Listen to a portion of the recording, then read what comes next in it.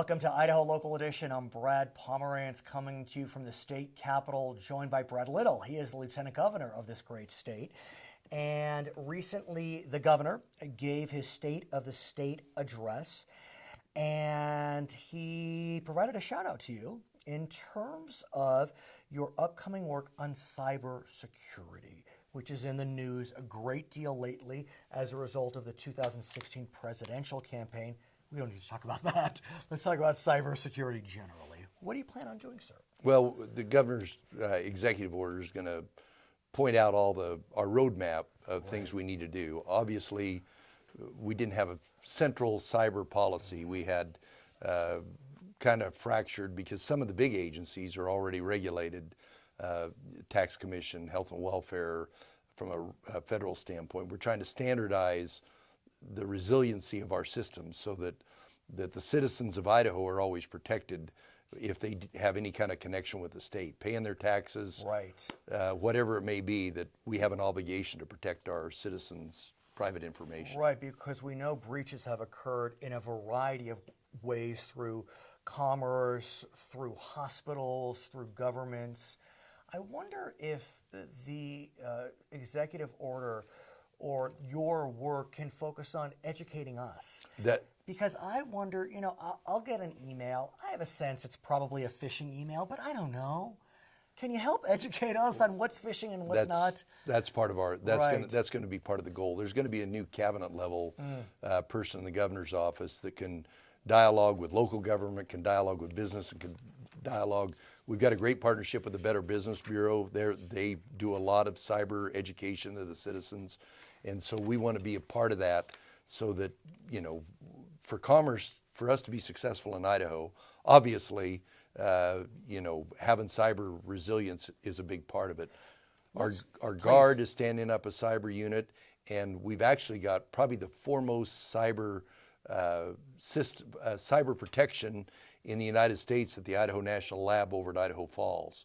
They do a lot of cyber work for all the countries, all the utilities, and so we've got resources here besides all our technology companies. I want to talk about the Idaho National Lab and talk about higher ed in general, because Idaho has been laser focused over the last few years on K-12 and has done a good job.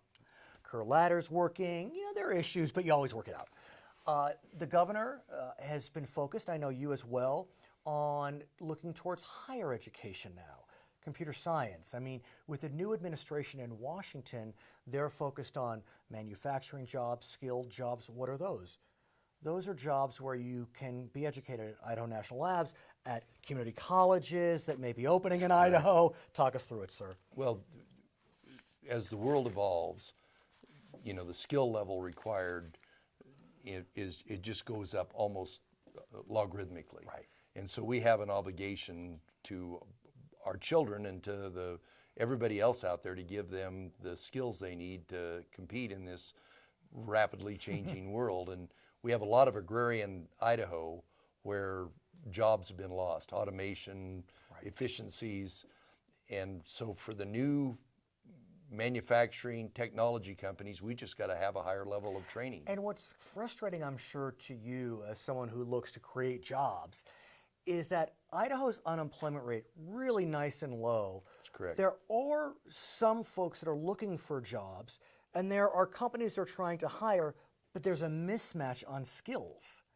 That's correct. And so I would presume that as you and your colleagues in government are looking at turning Eastern Idaho Technical College into a community college, correct, or expanding the College of Western Idaho, that will be the focus. That will be creating the matches. And we're trying to get the dialogue between industry and higher education to be more efficient, to be faster. Tell us what programming skills you need for your modern manufacturing.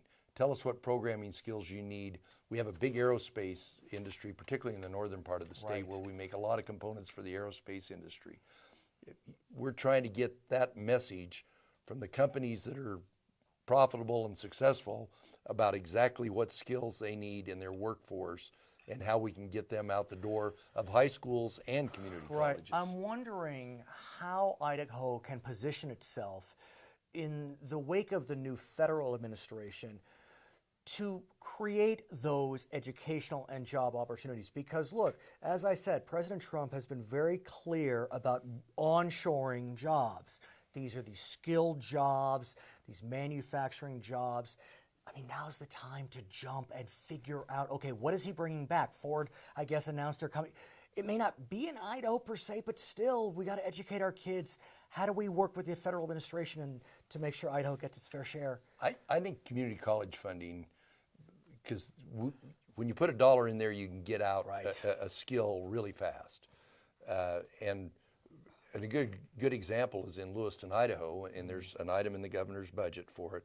The high school and LCSC are putting a career technical center right there to where those kids, while they're in high school, they can get out of high school with skills. They can go to work at one of the ammunition manufacturers, one of the high-tech manufacturers right there in Lewiston, and then continue to get more education through LCSC and feed their families and start planning for retirement when they walk out the door of high school. I want to talk about K-12. And we know, as we discussed, that K-12 has been a focus in Idaho over the last few years. The 5-year plan is marching forward. The career ladder, we are climbing it well. But each year we need to add a little more money to get those salaries to where they need to be. Fortunately, we're still in surplus in Idaho. Oh, yeah. You know, let's keep our fingers crossed. But how are we feeling as we look toward the upcoming budget and beyond? Can we hit that 5-year plan and get those salaries where we want them to be? I believe so. You know, anytime you have a plan, you got to make little tweaks along the way to get there. Right.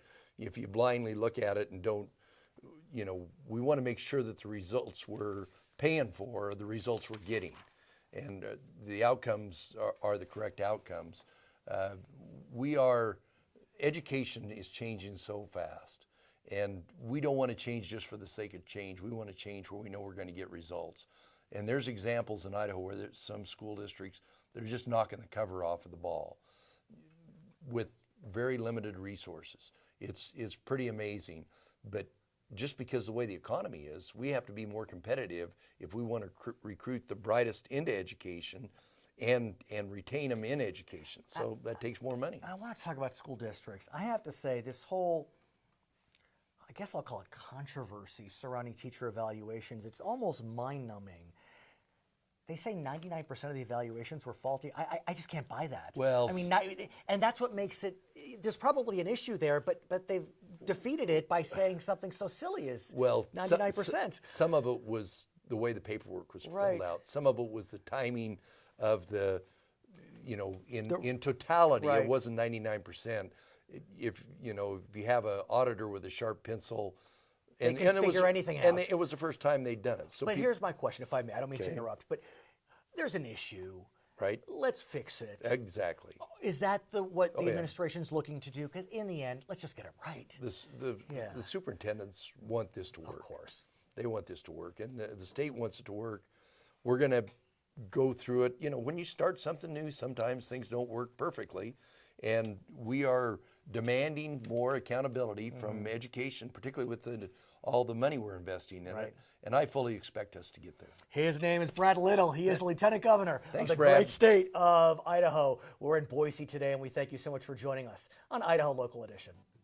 Learn more about your community, your state, your nation on Spectrum Local Edition. Local Edition is Spectrum's community news program featuring local area leaders, elected officials, and the people who are working to make a difference here in Idaho. Check your Spectrum guide for details on airing dates and times. It's all for you. It's all about Idaho, only on Spectrum. Spectrum Local Edition, interesting topics from interesting people.